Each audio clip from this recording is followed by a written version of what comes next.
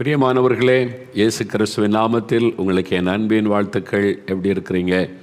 சுகமாக இருக்கிறீங்களா? சந்தோஷமாக இருக்கிறீங்களா? ஆண்டவர் தான் வாக்கு கொடுத்துருக்கிறார்ல, நீ பயப்படாதே, நான் உன்னோடு இருக்கிறேன்னு சொல்லி.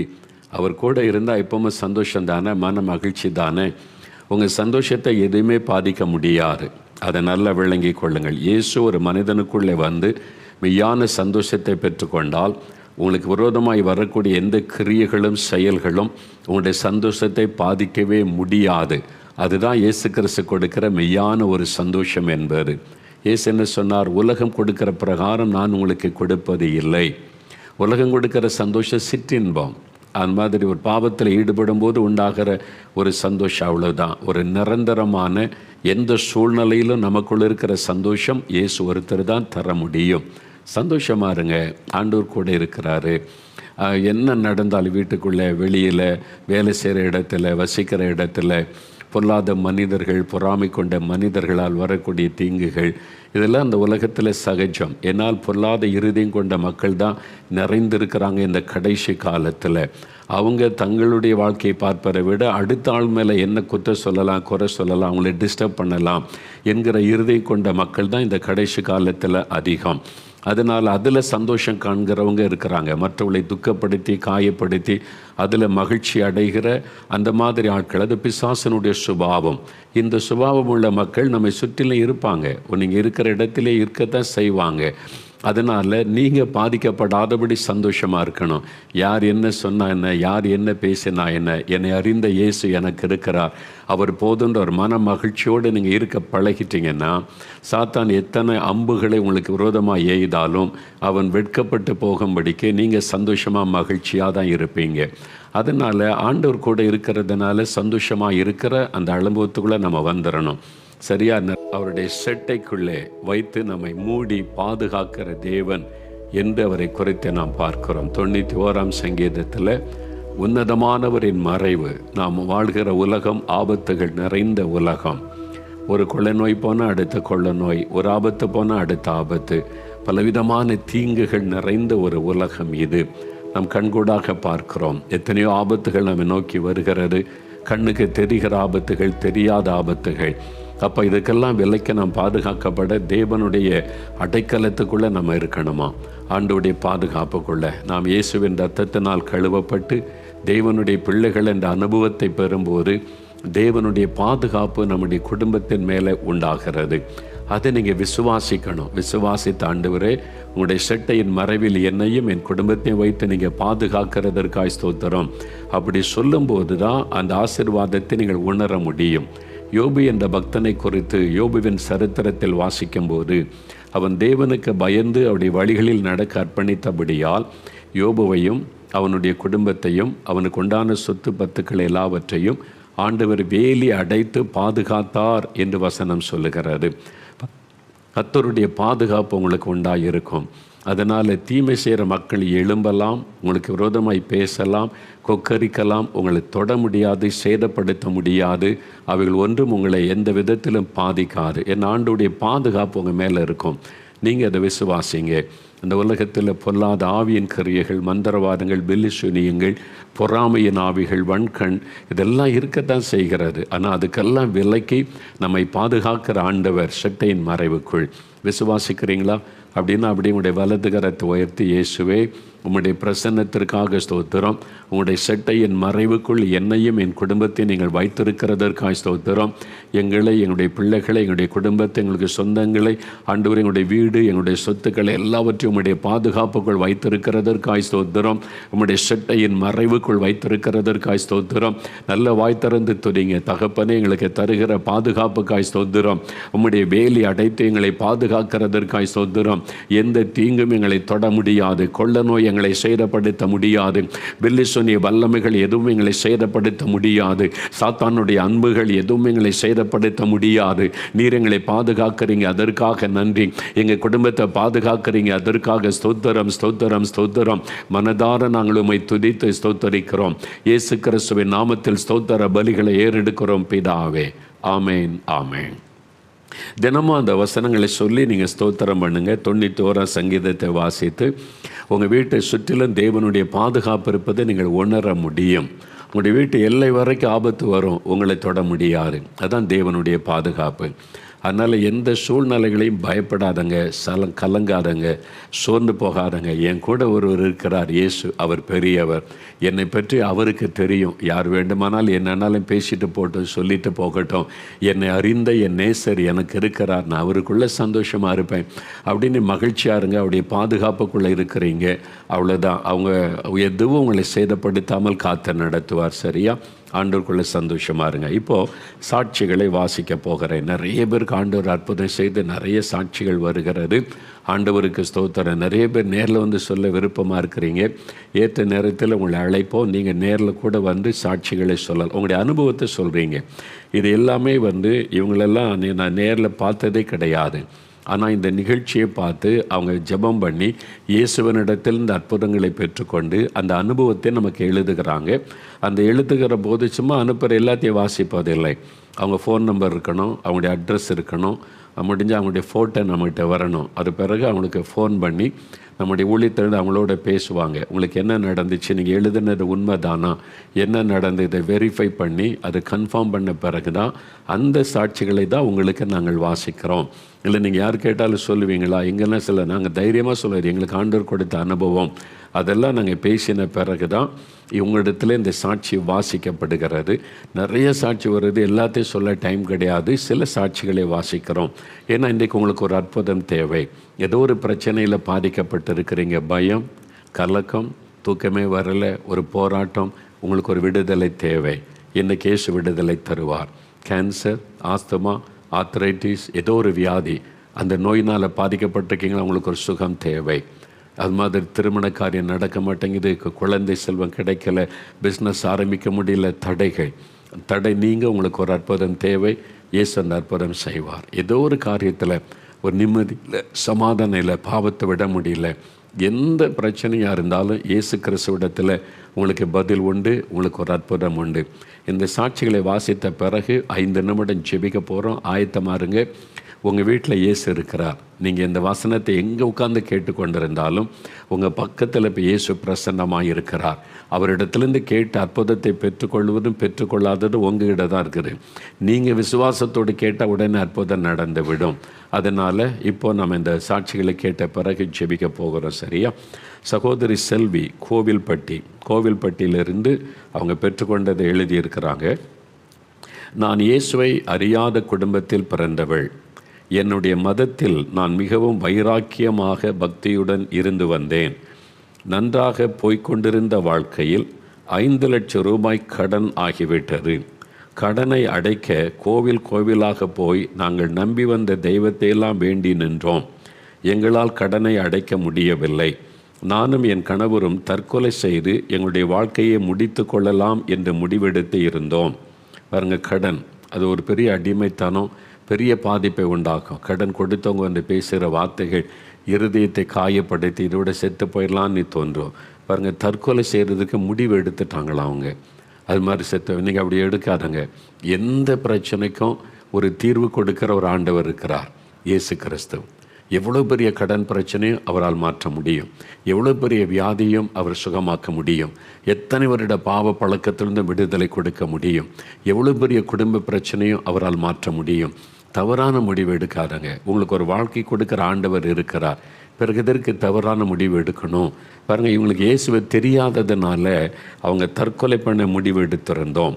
2021 ஆண்டு பிப்ரவரி மாதத்தில், ஒரு வருஷத்துக்கு முன்னால் 2021 பிப்ரவரி மாதத்தில் ஒரு நாள் வெறுப்பாக உட்கார்ந்து டிவி சேனல்களை மாற்றி பார்த்து கொண்டிருந்தேன். ஒரு சமாதானம் இல்லை, ஒரு வெறுப்பு, செத்து போயிடணும், நமக்கு யாரும் இல்லை உதவி செய்ய, யாருமே ஹெல்ப் பண்ண மாட்டேங்க, நம்பின காரியெல்லாம் கைவிட்டது. அப்படியே டிவியை மாற்றிக்கிட்டே இருந்திருக்கிறாங்களாம். அப்பொழுது சத்தியன் டிவியில் நீங்கள் பேசி கொண்டிருந்தீர்கள். உங்களை பார்க்க பிடிக்காமல் இந்த 4 மாடிக்காரருக்கு வேறு வேலையே இல்லை போல இருக்குது என்று திட்டிவிட்டு சேனலை மாற்றிவிட்டேன். அப்படி என்னை திட்டுறவங்களும் நிறைய பேர் இருக்காங்க. அவங்களுக்காக ஆண்டவரை துதிக்கிறேன்.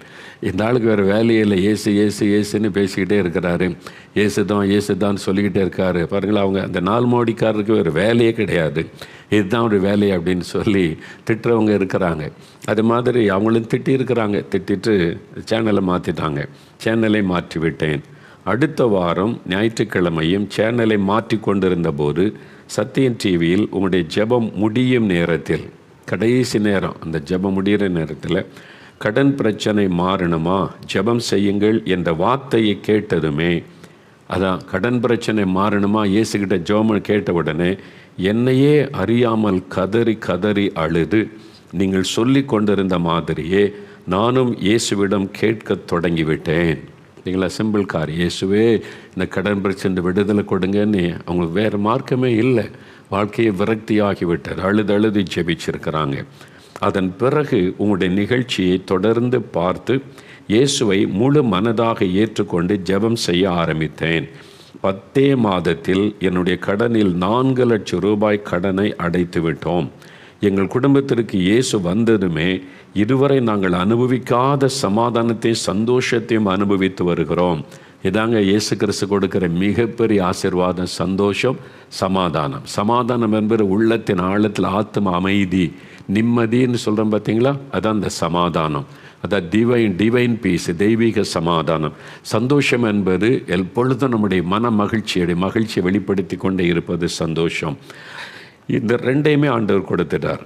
கடந்த மாதம் நானும் என் கணவரும் ஞானஸ்நானம் எடுத்து வெளியரங்கமாய் எங்களுடைய விசுவாசத்தை அறிக்கை செய்தோம்.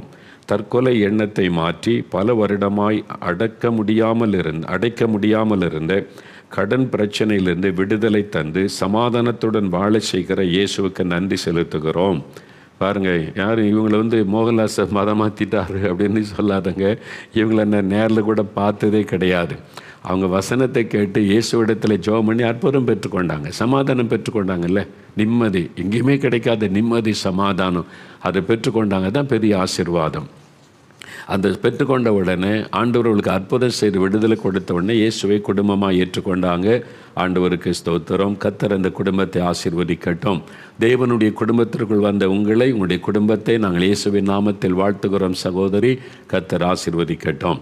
அப்புறம் இன்னொரு மகள், வாலிப மகள் கிருபா என்று கிருஷ்ணகிரியிலேருந்து எழுதியிருக்கிறாங்க. கிருபா என்கிற வாலிப மகள், எனக்கு 9 வயதாக இருக்கும்போது வலிப்பு வர ஆரம்பித்தது.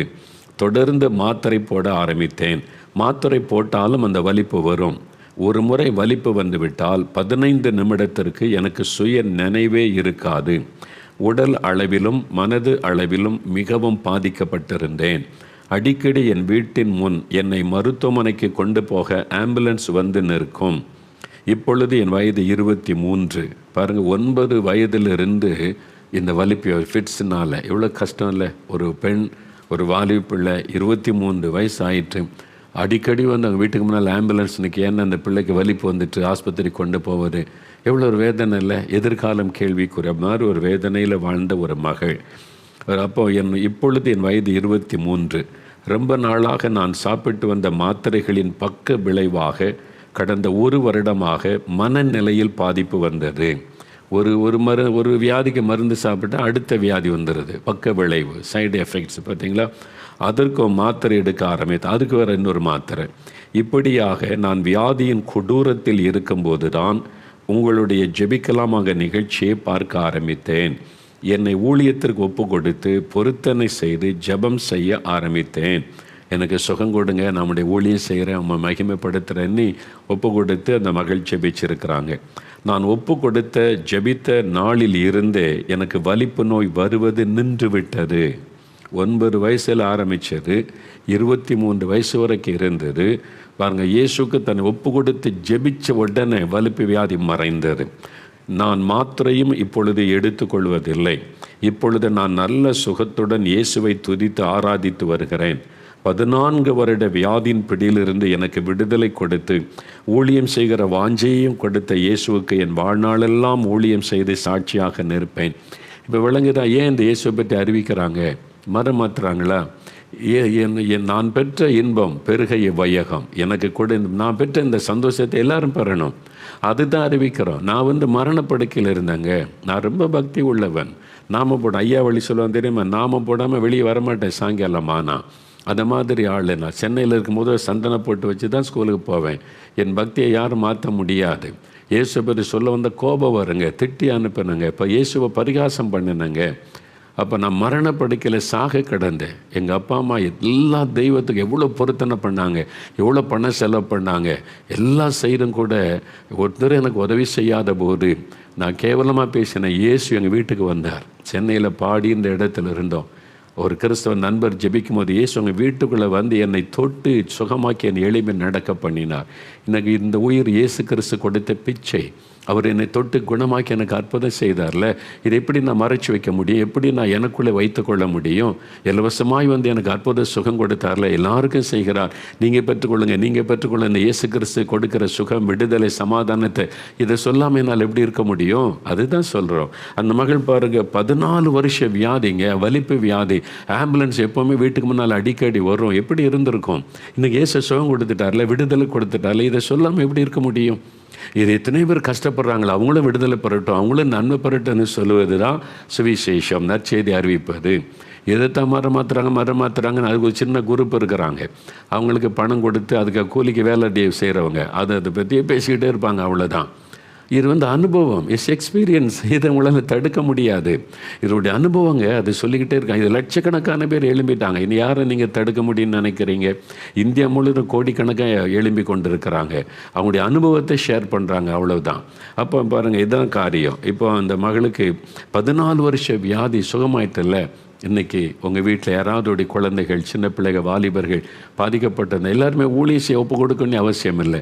இயேசுவுக்காக நான் வாழுவேன், சாட்சியாக நான் வாழுவேன், இயேசுவுக்கு பிரியமான ஒரு பரிசுத்த வாழ்க்கை வாழுவேன்னு ஒப்பு கொடுங்க, போதும், இயேசு சுகமாக்கிடுவார். அவ்வளோதான். இயேசுகிட்ட பணம்லாம் அவர் கேட்கல. எனக்கு 1000 ரூபா கொடுப்பீங்களா, 10,000 ரூபா கொடுக்குறீங்களா, நீங்கள் ஒரு வைங்க, இயேசுவுக்கு தட்டில் வைங்க, ஆண்டு சுகமாக, அப்படிலாம் கிடையாது. இலவசம்.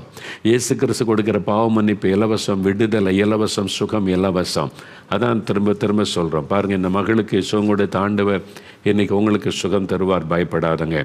சகோதரி சாண்ட்ரோ, KGFலேருந்து எழுதியிருக்காங்க. சாண்ட்ரோ சகோதரி, நான் ரோமன் கத்தோலிக்க திருச்சபையை சார்ந்தவள். யதார்த்தமாக இயேசுக்கு பிரியமில்லாத ஒரு இடத்திற்கு சென்றிருந்தேன். அங்கு போய் வந்ததில் இருந்து என் பேச்சு, என்னுடைய செயல் அனைத்திலும் மாற்றங்கள் இருந்தது. என்னை மந்திரவாதியிடம் அழைத்து சென்றார்கள். மந்திரவாதியும் எனக்குள் ஒரு ஆவியை புகுத்திவிட்டால் சரியாகிவிடும், உள்ளே சென்ற ஆவி குறி சொல்லவும் ஆரம்பித்துவிடும் என்று சொன்னார். உண்மையாக நடக்கிறது. அவங்க இருக்காங்க, வேண்டாம், அவங்களை சந்தித்து நீங்கள் பேசிக்கொள்ளுங்க. இப்படிலாம் நடக்குமா?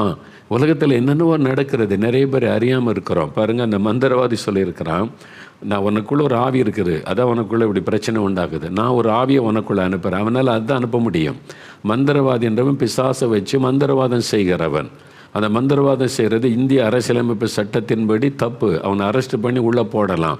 ஆனால் தான் ரகசியமாக செய்கிறாங்க. நீங்கள் பாருங்கள், அவன் என்ன சொல்கிறான் பாருங்கள், ஒரு ஆவியை உனக்குள்ளே நான் அனுப்புகிறேன், அந்த ஆவி உனக்குள்ளே புகுந்துட்டா நீ குறியெல்லாம் சொல்லலாம் என்று சொன்ன உடனே சரியாகிவிடும், ஆவியை உனக்கு சரியாகிவிடும், உள்ளே சென்ற ஆவி குறி சொல்லவும் ஆரம்பித்து விடும் என்று சொன்னார். எனக்கும் குறி சொல்ல வேண்டும் என்ற எண்ணத்தில் சரி என்று சந்தோஷமாய் சொல்லிவிட்டேன். பார்த்தீங்களா, இதான் பிசாசனுடைய வஞ்சகம். குறி சொல்லுகிற ஆவி என்பது ஒரு பொருளாத ஆவி, மக்களை அடிமைப்படுத்தும் ஆவி. இதை குறித்து பைபிளில் இருக்குது. அப்போஸ்தலர் நடபடிகளில் ஸ்பிரிட் ஆஃப் பைத்தான், அதுக்கு பேர் ஸ்பிரிட் ஆஃப் பைத்தான். அது ஒரு சர்ப்பத்தின் ஆவி, பாம்பின் ஆவி. அதான் குறி சொல்லும். குறி சொல்லுது கரெக்டாக தானே இருக்குன்னா, பிசாசுக்கு தெரியும் உங்களை பற்றி. இதுவரை உங்கள் வாழ்க்கையில் நடந்த எல்லாமே பிசாசுக்கு தெரியும். ஆனால் எதிர்காலத்தை குறித்து அவனுக்கு தெரியாது. ஆனால் ஒரு 4-5 சொல்லுவான், அதில் ஒன்று நிறைவேற்ற கூட ஆமாம் சொன்னாங்க நிறைவேற்றிட்டு அப்படின்னு நினைப்பீங்க. இதுதான் சாத்தானுடைய வஞ்சகம் என்பது. முன்னால் நடந்த எல்லாத்தையுமே பிசாசு சொல்லிடுவான். அது ஒரு ஆவி தானே, எல்லாமே தெரியும். வீடு இங்கே இருக்குது, உனக்கு இப்படி இருக்குது, உனக்கு அப்படி நடந்துச்சு, இப்படி நடந்துச்சோன்னா ஆமாம் எல்லாம் அப்படியே நடந்துச்சே, பிசாசுக்கு தெரியும், எல்லாமே தெரியும். அதனால் அது ஒரு பெரிய ஆச்சரியப்படுகிற விஷயம் கிடையாது. அது குறி சொல்லுகிற ஆவி, அது ஸ்பிரிட் ஆஃப் பைத்தான் என்று பைபிளில் சொல்லப்பட்டிருக்கு. அது ஒரு பிசாசு வெஞ்சிக்கிற ஆவி. பாருங்கள், அவங்களுக்கு அது ஒரு ஆசை வந்துட்டு நம்மளும் குறி சொல்லலான்னு. அப்போ எனக்கு நிறைய பூஜைகள் செய்து என்னிடத்தில் ஒரு படத்தை கொடுத்து இதை தொடர்ந்து நீ வழிபட்டு வர வேண்டும் என்று சொன்னார் அந்த மந்திரவாதி. நானும் அதை என் வீட்டில் வைத்து வழிபட ஆரம்பித்தேன். அதன் பின் என் உடல் நிலை மிகவும் பாதிக்கப்பட்டது. சாத்தானால் விடுதலை கொடுக்க முடியாது, அடிமைப்படுத்துவான். பயப்படுத்தி அடிமைப்படுத்துவான்னு இல்லாமல் அவன் சுகம் தர மாட்டான், விடுதலை கொடுக்க மாட்டான். என்னால் அவன் பிசாசு அவனுக்கு நன்மை செய்ய தெரியாது. அவன் மக்களை வஞ்சித்து நன்மை செய்வதை போல ஏமாற்றி அடிமைப்படுத்தி நரகத்துக்கு கொண்டு போதான் அவனுடைய திட்டம். ஒரு ஆத்மாவை நரகத்துக்கு கொண்டு போயிடணும், அதுதான் அவனுடைய திட்டம். அதனால தான் நீங்கள் அறிந்து கொள்ளணும். பாருங்கள், உடல்நிலை மிகவும் பாதிக்கப்பட்டது. என்னால் சாப்பிட முடியாது. இரவில் ஒருவேளை மட்டும்தான் சாப்பிடுவேன். ஒருவேளை நான் சாப்பிட்டாலும் நடுராத்திரியில் வாந்தி பண்ணி விடுவேன். இப்படியாக 7 வருடம் மிகவும் கஷ்டப்பட்டேன். 7 வருஷம் யோசித்து பாருங்கள். எப்பொழுதும் என் வீட்டில் சண்டை சச்சரவு இருந்து கொண்டே இருக்கும். இந்த சூழ்நிலையில்தான் உங்களுடைய ஜெபிக்கலாமாக நிகழ்ச்சியை பற்றி பாவங்களை குறித்து பேசி அதிலிருந்து விடுதலை பெறுவதை பற்றி நீங்கள் பேசினீர்கள். நானும் என் பாவங்களை உணர்ந்து என்னை ஒப்பு கொடுத்து ஜெபம் செய்தேன். அந்த இரவு என் வயிற்றுக்குள் ஒரு குழந்தை உருள்வது போன்று ஒன்று உருண்டது. நான் எழுந்தபோது ஒரு பெரிய ஏப்பம் வந்தது. அப்பொழுதே நான் பரிபூரண விடுதலை பெற்றுக்கொண்டேன். 15 வருடமாக என் வீட்டில் இல்லாத சந்தோஷமும் சமாதானமும் இப்பொழுது இருக்கிறது. 7 வருடம் கழித்து இப்பொழுது 3 வேளையும் நன்றாக சாப்பிடுகிறேன். என்னுடைய சாட்சியை துண்டு பிரதியாக அடித்து கொடுத்து ஊழியம் செய்து வருகிறேன். தேசத்திற்காகவும் ஜெபித்து வருகிறேன். மந்திர மாயங்களில் சிக்குண்டு கிடந்த எனக்கு விடுதலை கொடுத்த இயேசுவுக்கு நன்றி. பாருங்கள், இவங்களை நான் இப்போ ஏதாவது வாசிக்கிறேன், அவங்கள பார்த்ததே இல்லை. பாருங்கள், அவங்க அந்த ட்ராக்ஸ் எல்லாம் அடித்து எல்லோரும் கொடுக்குறாங்க. நான் அப்படி கஷ்டப்பட்டேன், இயேசு விடுதலை கொடுத்தார், இலவசம், அது உங்களுக்கும் தருவார். அதை பெற்ற சந்தோஷத்தை பகிர்ந்து கொள்வது தான் சுவிசேஷம், நற்செய்தி. இந்த இயேசுவை அறிவிப்பார். அப்போ இது அவங்களுடைய அனுபவம். பார்த்திங்களா, இவங்களை யார் காசு கொடுத்து அனுப்புனாங்களே? யாரும் கேஜிஎஃப்பில் இருக்கிறாங்க. அவங்க சொந்த பணத்தில் அவங்க ட்ராக்ஸ் அடிச்சது எல்லோரும் கொடுக்குறாங்க. எப்படி அந்த சந்தோஷத்தை பகிர்ந்து கொள்ளுகிறார்கள். நீங்கள் பாருங்களேன், சினிமா பார்த்துட்டு வந்து அந்த ரசிகன் ஃபோன் பண்ணி சொல்கிறான், ஓ இப்படி நடிச்சுக்க, அப்படி எந்த படம் பார்த்தியா, சந்தோஷத்தை சொல்கிறான். பாருங்களேன், அது சொல்லும்போது இயேசு கொடுக்கறது நிலையான சந்தோஷங்க, நிலையான விடுதலை. அது சொல்லாமல் எப்படி இருக்க முடியும்? அதான் நடக்கிறாரு.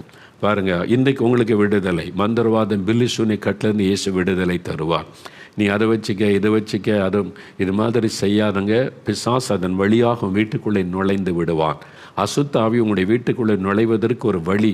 நீங்கள் இது மாதிரி தவறான காரியங்களை வீட்டுக்குள்ளே வச்சுருந்தீங்கன்னா அதன் வழியாக தான் பிசாசு உள்ளே நுழையும். இதிலிருந்து விடுதலை கொடுக்க இயேசு என்கிற வல்லமையுள்ள ஒரு ஆண்டவர் இருக்கிறார். பிசாசின் தலையை மிதித்தவர், சாத்தானை ஜெயித்தவர். அந்த பெயரை சொன்னால் தான் பிசாசு நடுங்குவான். அதனால் நீங்கள் அந்த இயேசு என்கிற பெயரை சொல்லி பாருங்கள், ஒரு பெரிய விடுதலை வரும். அடுத்தது பாருங்கள், சகோதரி ஜெயமேரி கோயம்புத்தூர்லேருந்து எழுதியிருக்கிறாங்க. என் வயது 56. கடந்த 20 வருடமாக எனக்கு தூக்க மாத்திரை போட்டால்தான் இரவு நேரத்தில் தூங்க முடியும். 20 வருஷம் மாத்திரை போடவில்லை என்றால் என்னால் தூங்கவே முடியாது. உங்களுடைய ஜெபிக்கலாமாக நிகழ்ச்சியை ஆரம்பித்த நாட்களில் இருந்து நானும் பார்க்க ஆரம்பித்தேன். தினமும் ஜெபம் செய்வேன். ஆனாலும் தூக்க மாத்திரை போடுவதை நிறுத்தவில்லை. ஒரு நாள் என் கணவர் சொன்னாங்க, இவ்வளவு ஜெபம் செய்கிற தூக்க மாத்திரையும் போட்டுக்கிறேன், ஏன் அது மாதிரி செய்கிறேன்? நல்லா ஜெபிச்சல்ல விசுவாசத்தோட, அப்புறம் ஏன் தூக்க மாத்திரை போடுறேன்? ஒரு நாள் தூக்க மாத்திரையை நிறுத்தி பார், அப்போ தான் இயேசு உனக்கு சுகம் கொடுத்திருக்கிறாரா இல்லையான்னு உனக்கு தெரியும் என்று சொன்னார்கள். நானும் அன்று இரவு தூக்க மாத்திரை போடவில்லை. தூக்க மாத்திரை போட்டால் கூட அவ்வளவு நிம்மதியாக தூங்க மாட்டேன். அந்த இரவு அவ்வளவு நிம்மதியாக தூங்கினேன். அன்றிலிருந்து தூக்க மாத்திரை போடுவதை நிறுத்திவிட்டேன். 20 வருடமாய் மாத்திரை போட்டால்தான் தூங்க முடியும் என்ற நிலையை மாற்றி இயற்கையாக என்னை தூங்க வைத்த என் இயேசுவுக்கு நன்றி. 20 வருஷம், 20 இயர்ஸ். ராத்திரியான தூக்க மாத்திரை போடாமல் தூங்க முடியாது. இயேசு விடுதலை கொடுத்துட்டார். இனி இந்த மாத்திரை தேவையில்லை. சிலர் இப்படியே மாத்திரை போட்டு பழம், இது போட்டால் தான் தூக்கம், இதை போட்டால் தான் என்னால் நிம்மதியாக இருக்க முடியும், இதை போட்டு இந்த மாத்திரை போட்டால் தான் இருக்க முடியும். அதுக்கு அடிமையாகி விட, மாத்திரைக்கு அடிமையாக்கி விடுவார். இன்றைக்கு உங்களுக்கு விடுதலை. விசுவாசத்தோடு ஜெபிச்சு அதெல்லாம் நீங்கள் நிறுத்தி பாருங்கள், ஒரு அற்புதமான மாற்றத்தை காண்பீங்க. 20 வருஷம் இந்த மாத்திரை, இந்த விடுதலை கொடுத்த இயேசு. நீங்கள் அப்போ எவ்வளோ பணம் யோசித்து பாருங்கள், எவ்வளோ பணம் அதுக்கு வீணாக செலவாகிறாரு.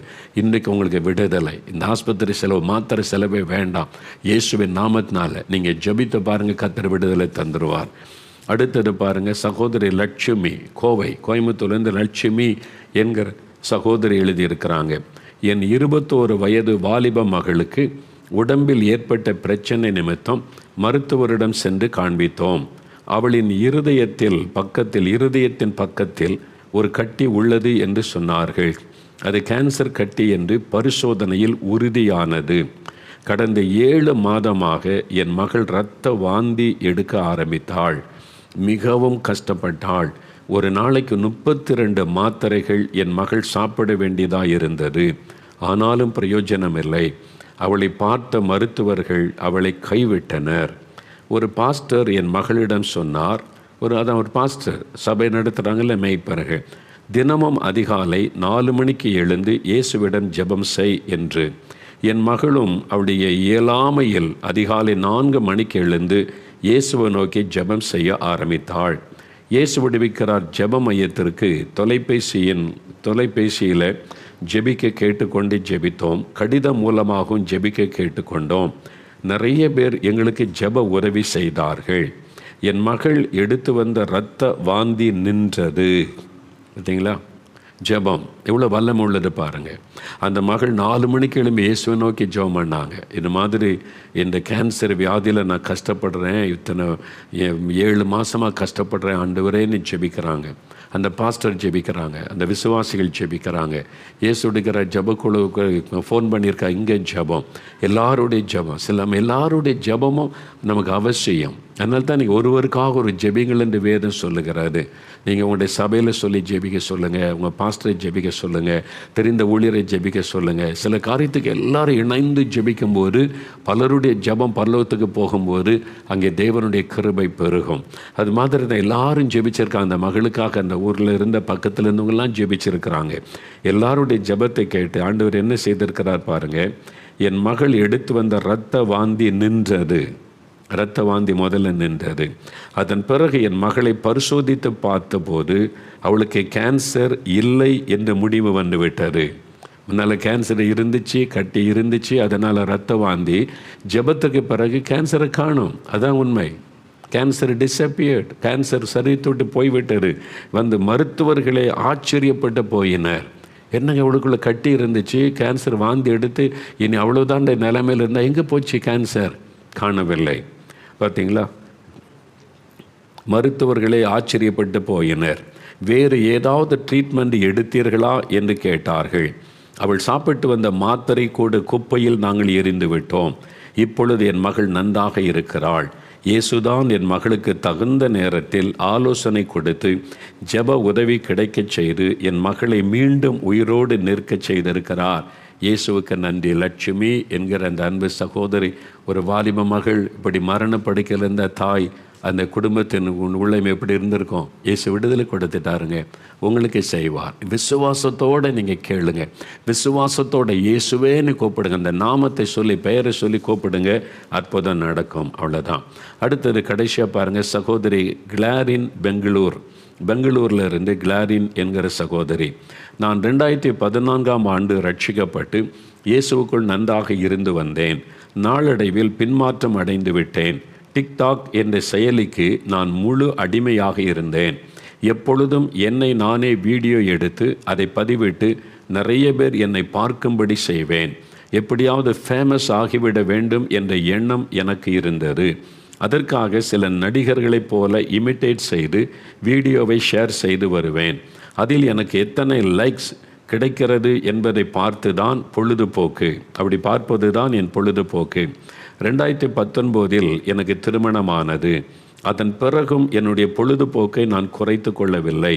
டிக்டாக் செயலியை இந்தியாவில் தடை செய்தபோது நான் மனதளவில் மிகவும் பாதிக்கப்பட்டேன். அதன் பிறகு இன்ஸ்டாகிராமில் ரீல்ஸ் என்ற செயலியை பின்தொடர்ந்தேன். எனக்கு குழந்தை பிறந்தவுடன் என் குழந்தை எப்பொழுது தூங்கும் என்று காத்திருப்பேன். என் குழந்தை தூங்கியதும் வீடியோக்கள் எடுத்து ஷேர் செய்வேன். 2020ஆம் ஆண்டு ஜெபிக்கலாமாங்க நிகழ்ச்சியும் பார்ப்பேன். பார்க்கும்போது தீர்மானம் செய்து கொள்ளுவேன், நாளையில் இருந்து வீடியோவை ஷேர் பண்ணுவதை நிறுத்திவிட வேண்டும் என்று. மறுநாள் எல்லாவற்றையும் மறந்துவிட்டு மறுபடியும் ஷேர் செய்து வந்தேன். கடந்த அற்புத பெருவிழாவில் நீங்கள் இந்த அடிமைத்தனத்தை குறித்து பேசி கொண்டிருக்கும் போதே நீயும் அடிமைத்தனத்திலிருந்து வெளியே வந்து என்னுடன் நேரத்தை செலவழி என்ற ஒரு குரல் என் உள்ளத்தில் கேட்டது. யார் அது? இயேசு. அதான் இயேசு பேசுகிறார். உள்ளத்தில் ஆண்டவர் பேசுகிறார். என்ன பேசுகிறார்? மகளே, நீ அந்த அடிமைத்தனத்தின் வெளியே வந்து என் கூட நேரத்தை செலவு பண்ணு, ஏசு அன்பா கூப்பிட்றார், நீ என்னுடைய மகள், நான் உன்னுடைய தகப்பன், என்கிட்ட நேரம் செலவு பண்ணி ஏன் இப்படி வீணா இதுக்கு அடிமையாக இருக்கிறேன்னு ஆண்டவர் பேசினார். அந்த குரல் கேட்கும் போதே என் உடல் ஜில்லிட்டு சிலிர்த்து போனது. ஆண்டவர் பேசும்போது அதை உணர்ந்திருக்கிறாங்க. உடனே என்னை அழுது ஒப்பு கொடுத்து ஜெபித்தேன். இயேசுவே எனக்கு வேண்டான்னு அழுது ஒப்பு கொடுத்து ஜெபித்தாங்க. ஜெபம் முடிந்ததுமே கிட்டத்தட்ட 300 வீடியோக்களை வைத்திருந்தேன். அத்தனையும் டெலிட் செய்தேன். இப்பொழுது ஒரு புது சிருஷ்டி ஆனதை போன்று உணர்கிறேன். அதான் புது சிருஷ்டி, இதான் ரட்சிப்பு, இதான் மறுபடியும் பிறந்த அனுபவம், இதுதான் மனம் திரும்பின அனுபவம். அவங்க சொல்கிறாங்களா, புது சிருஷ்டி ஆனதை உணர்கிறேன், ஒரு புதிய இருதயம், புதிய வாழ்க்கை, இதுதான் மறுபடியும் பிறந்த அனுபவம். இன்னொரு இன்னொரு பிறவியெல்லாம் கிடையாது. நல்லா அறிந்து கொள்ள, 7 பிறவி 8 பிறவி, நாயாக பிறப்பீங்க, கோழியாக பிறப்பீங்க, அப்படி கிடையாது. அந்த சிருஷ்டிப்பிலே சிகரம் மனுஷன்தான்.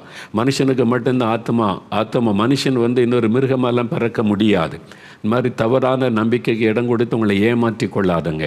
அப்போ மறுபடியும் பிறக்கணும்னா என்ன அர்த்தம்னா, செத்த பிறகு இன்னொரு இடத்துல போய் இன்னொன்று குழந்தைய பிறப்பது அல்ல. உலகத்தில் இருக்கும்போதே உங்களுடைய மனதில் புதிதான ஒரு மறுபிறப்பு, பழைய பாவத்திலிருந்து விடுதலை பெற்று புது மனுஷியாய் மாறுவது, இந்த அனுபவத்தை தருகிறவர் இயேசு கிறிஸ்து. பரிசுத்த ஆவியானவர் மூலமாய் புது சிருஷ்டியாய் மாற்றுகிறார். அதான் பாருங்கள், அந்த அனுபவத்தை எழுதியிருக்கிறாங்க. இப்பொழுது தினமும் 2 மணி நேரம் ஜெபம் செய்து வேதம் வாசித்து தேவனோடு ஐக்கியமாக இருந்து வருகிறேன். கிட்டத்தட்ட 6 வருடமாய் அடிமைத்தனம் என்ற சேற்றில் இருந்த என்னை தூக்கி எடுத்து விடுதலை கொடுத்த இயேசுவுக்கு நன்றி. பாருங்கள், இவ்வளோ சாட்சிகளை கேட்டிங்கல்ல. இப்போ இதே மாதிரி உங்களுக்கு ஒரு அற்புதம் நடக்கணும்ல. ஒன்றுக்கு அடிமையாக இருக்கிறீங்க, விடுதலை பெறணும். கேன்சர் உங்களுடைய சரீரத்தை பாதித்திற்கு விடுதலை வேணும்.